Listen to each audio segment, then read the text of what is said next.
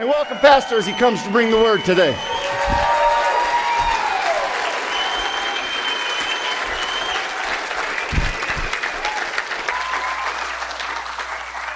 Owe no man nothing. Owe no man anything. Romans 13, in case you wonder where that is, that's in your Bible. Romans 13, verse 8. Owe no man anything but to love one another. Because if you love one another, you have fulfilled the whole law. If you love someone, you don't break the law with them. Owe no man nothing. I don't know whether you value it or not, but I think it's wonderful to be part of a church where people are excited about what they're doing, where they're going, and what they are, who they are. Now, my job as the shepherd and the bishop of your soul, your shepherd, my job is to educate, motivate, inspire, challenge, correct, and if necessary, discipline you. But basically, it's summed up this way by the Apostle Paul. It's my job to grow you up and mature you till you become full in the measure of the stature of Christ. Now, we live in some extremely stressful pressure times, and we've all had our share of pressure. I mean, we got jobs and health and families and finances. And then we have COVID mandates. Now, pressure itself is neither good nor bad. But how you react to pressure can make or break you. The thing that made this country great, and never forget this, is that this country, you have the opportunity to do something with your life. The thing that makes opportunity great is the fact that it produces pressure. Opportunity is pressure. It makes you produce and perform. The free enterprise system, which is what this country is based on,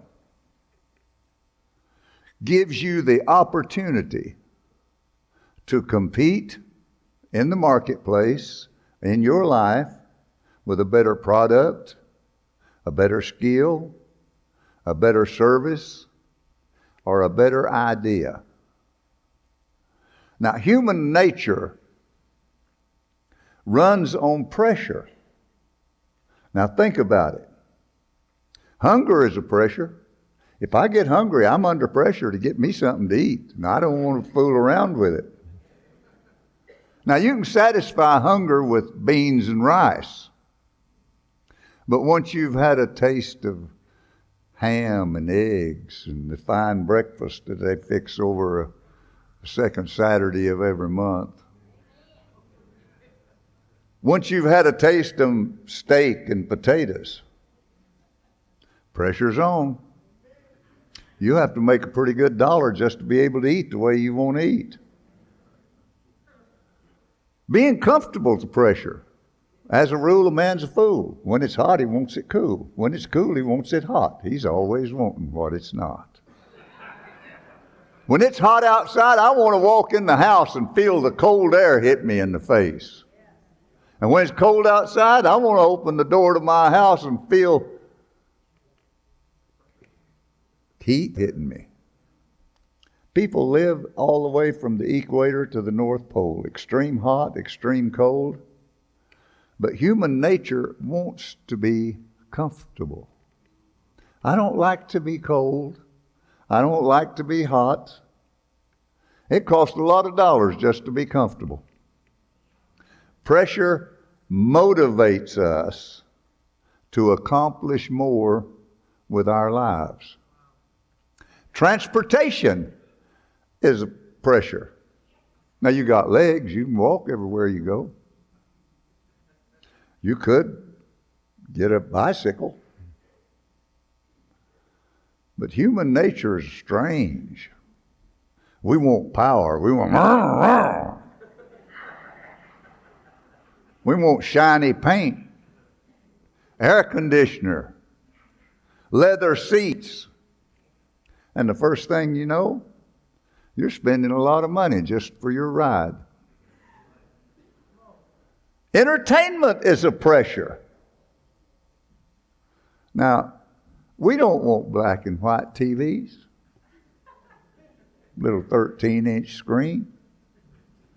We want wide, flat screen Blu-ray.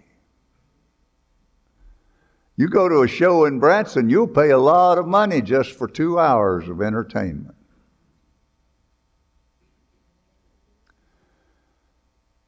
The economic pressure, recession, depression. You know the difference in recession and depression? Recession is when your neighbor gets laid off. Depression is when you get laid off. Oh, we hear news. Got inflation. Now they're talking about stagflation, hyperinflation. Interest rates are going up. I'm telling you, they're going up. The supply chain is broken. They got hundreds of ships sitting offshore, east and west coast, because they can't get them unloaded. Fuel for trucks to bring food and items to us is going higher and higher and higher. Now, a lot of people don't know it, but this is a year of Jubilee on the Jewish calendar. Every 7 years, they have a year of Jubilee. Sabbatical year. All debts are settled or canceled. Everything goes back to zero on the Jewish calendar. But they have discovered now, economists have discovered, that it's not just a Jewish deal, it's worldwide. Every 7 years, there is a recession, and things go back to zero. Some years are worse than others. So here you've got market down, unemployment up, inflation going wild. And you go to church, and some jaybird Swingoli preacher says, well, that's not meant for you today. That's all passed away. Their philosophy is get all you can all you get, and sit on the can. Pressure will either make or break you. It will get you up or it'll get you down. It'll make you quit or it'll make you grow and go. Proverbs 22, verse 6 says, Train up a child in the way that it should go, not the way you think it should go, but in the way God thinks it should go. And he'll not depart from it when he's old. Now, we love that verse. But people do not read the 7th verse. Does anybody know what the 7th verse says? Have you got that on the screen? I want them to see it. What do you train your children in the way that they should go? That the rich ruleth over the poor, and the borrower is servant to the lender. Train them up. What do you train them? You train them unless you want the rich to rule over you. Don't borrow, because the borrower is servant to the lender. Debt is a powerful trap that the devil uses to bind Christians and render them helpless to do anything for God. Most Christians are so far in debt that they could not do what God told them to do if God spoke to them from a burning bush. God says, go here, do this. I can't go, God. I got bills to pay. The worst enemy some of you have is that little plastic card that you're so proud of, that you carry with you everywhere you go. You make a decent wage, but you just can't seem to make it and get by on what you make. You wind up spending more than you make. You do not live within your means. You probably don't have a budget. And you're spending more, and then you use your credit cards. You know what most of you need? Good dose of plastic surgery. And I'm not talking about facelifts, tummy tucks, and fanny wraps. I'm talking about that plastic card. You need to cut that thing up. Plastic surgery. The devil wants you in debt. Do you not understand that? Easy credit. Buy now, pay later. And if you're buying a lot of bigger items, they don't even give you the price of the item. They just give you how much it's going to cost you every month. I don't want to know. I'm not making monthly payments. But the result of all of this easy credit is that a lot of Christians are in debt for things they could easily do without. They buy things they don't need, don't want, and wish they didn't have. And then, dumb on top of dumb, they go rent a storage building to store all the things they don't want, don't need, and wish they didn't have.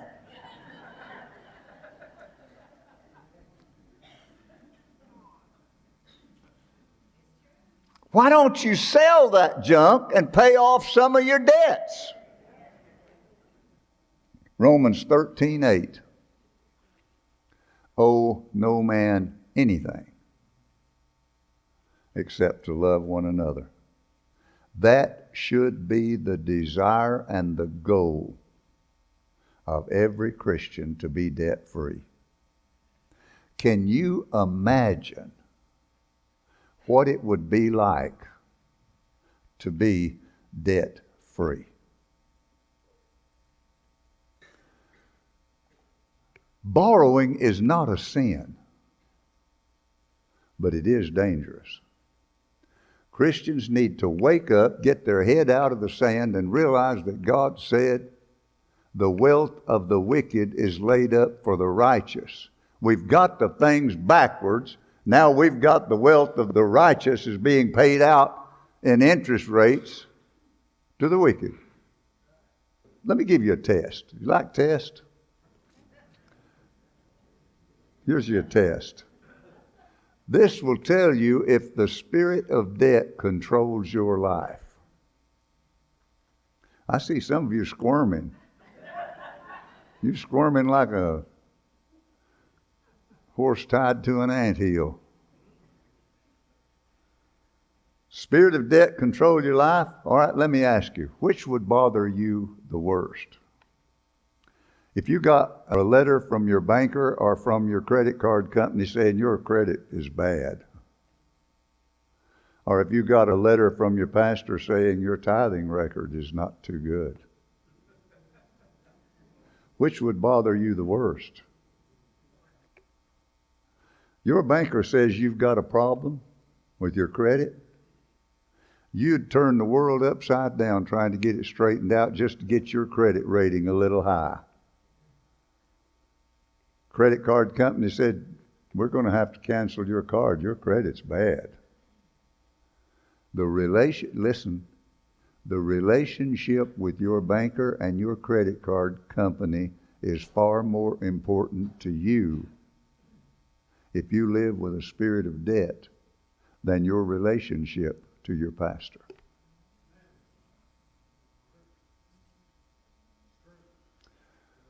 If you're in a debt crisis, you have a choice. You can go to your banker, try to refinance, get an extension, consolidate your loans. You don't have to do that too many times till you learn pretty quick that you can't borrow your way out of debt, and you can't spend your way out of debt. And I wish to God in heaven that our government would learn that.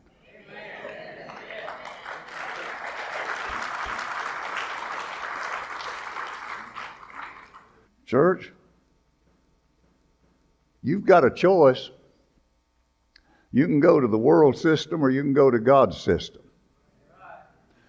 2 Chronicles 20:20 says, believe the Lord thy God, so shall you be established.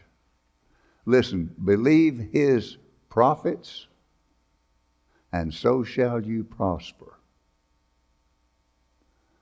Now that choice, some of you have gone to the world system time after time. Where did that get you? Just got you deeper in debt. Why don't you try God's system for a little while and see what it says? You believe your banker or believe your pastor? Believe the Lord, so shall you be established. Believe his prophets, so shall you prosper. You go to the banker, you understand he's as lost as a blind goose in a blizzard. And he's not there to help you. He's there to get you in debt. That's his job. If we have bankers, I love bankers, just not very much. This is a battle. And I'm not sure that God's people are serious about the battle of debt. But I am 100% positive the devil is sure about getting you deeper and deeper in debt, because that makes you a servant to him, not to God. The borrower is servant to the lender. In Deuteronomy, if I can even find Deuteronomy, it is Genesis, Matthew, Mark, Luke, and Deuteronomy. There it is. Deuteronomy 28.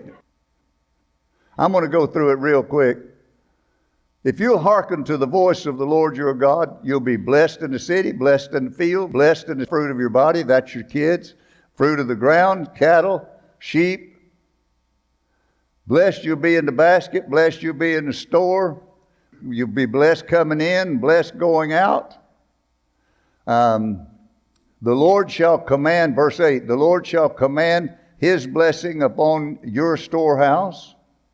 The Lord will make you plenteous in goods.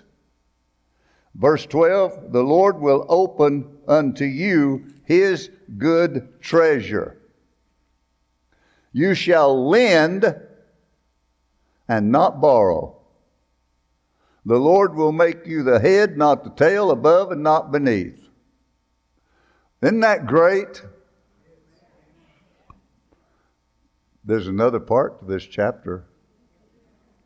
But if it shall come to pass, if you will not hearken to the voice of the Lord your God, that's verse 15, and be faithful to him and his statutes, his commandments, all of these curses will come upon you.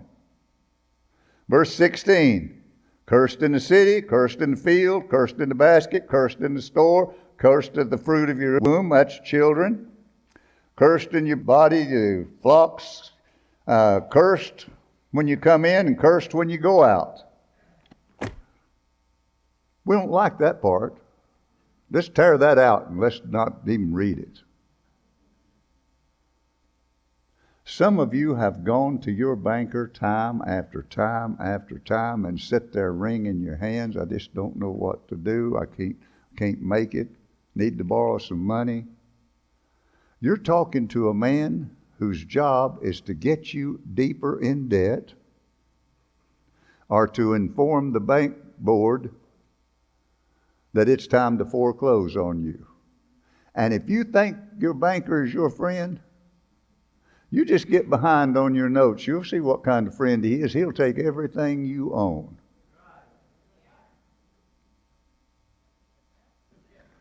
Proverbs 22:6.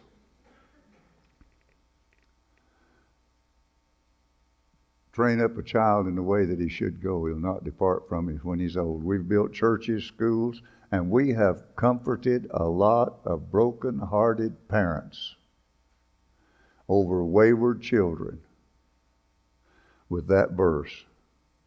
We've used it for everything except what God intended it to be used for. Verse 7 says, what? The rich ruleth over the poor, and the borrower is servant to the lender.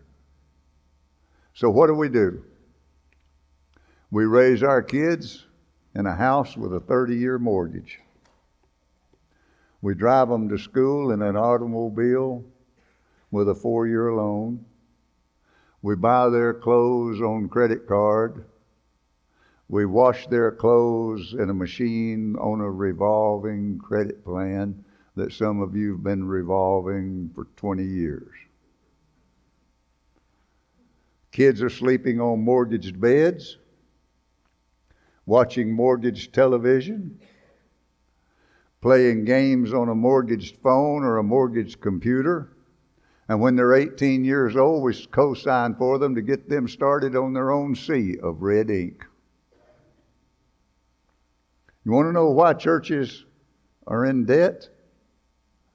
Because the people that make up the churches are in debt. They're building buildings on borrowed money. Oh, no, man, nothing. They believe the Bible, but they pick and choose what they're going to believe. You know, a grunt every once in a while would be a help. It doesn't matter whether you grunt or not. I'm going to poke you till you do grunt. Building buildings on borrowed money. Pastors would need to understand and be more concerned about building people instead of building buildings. They get churches in debt. You get the people out of debt, you don't have to worry about your church being in debt. You raised your kids, and your parents raised you to live in debt.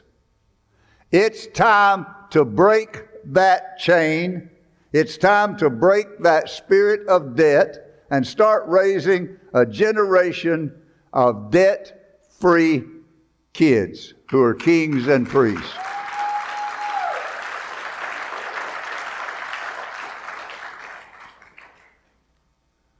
If you're in debt and you want to break that spirit of debt, I'm not going to ask you how many are in debt. Doesn't matter. But if you have any debt at all and you want to break that spirit of debt, now some of you in bad debt, I do know that. I want you to find you a tithing envelope. Now put $1 bill in it. Well, I don't have $1. Okay, where's my crew? I'm gonna loan you $1. This is my money. This is not your money. This is my money. Now seal the envelope. Lick it. Seal the envelope.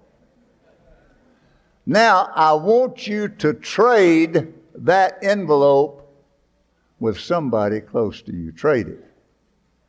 Mack, you're getting weird. You knew that before you came here today. You knew I was always pulling some weird something on you. All right, you got your envelopes traded, got your dollar in it, and got them traded. Okay. All right. Now that envelope, that money in that envelope is not yours. You let that other person have your money.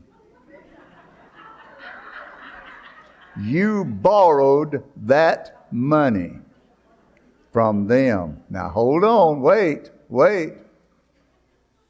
You're in debt. Now wait. I want you to put that envelope wherever you pay your bills, if it's your checkbook or if you've got a place that you keep your bills that you've got to pay every month. Put it where you see it. And every time you look at that envelope, it's going to remind you that that envelope is a testimony to your bills. Every bill you owe. And you're saying to those bills, your day's numbered. I'm coming after you. I'm going to pay you off. I'm going to kiss you goodbye. Now, it's not easy, but it is possible. Two things, very simple things. Stop borrowing. And start attacking those bills one at a time. Take your smallest bill that you owe and attack that thing with a vengeance. Get it paid off. And then you take the money that you were paying on that bill and move it over and start paying that added amount onto the next bill. And when you get that one paid off, now you're adding the amount of both bills that you've paid off onto your third bill. And work on it. And some of you, it will take a while. May take a while. But I'm trying to get you to break that spirit of debt. Quit borrowing and start paying off what you already owe. Well, Mack, what kind of person is going to believe that, what you're saying? Well, the kind of person that believes God will save you if you'll ask Him. Kind of person that'll believe God will give you wisdom if you ask Him. Person to believe that's the kind of person believe greater is He that's in you than he that is in this world. And nothing is impossible to them that believe. And God is able to do exceedingly abundant above all that you could ask or think. Attack them. Go after them. I don't know whether you know it. Right now, there's faith in this place. Power of God is here. Hold your envelope up. Hold it up. And say this. I am going to believe the Word of God, so that I will be established. And I choose to believe the man of God that you have placed in my life.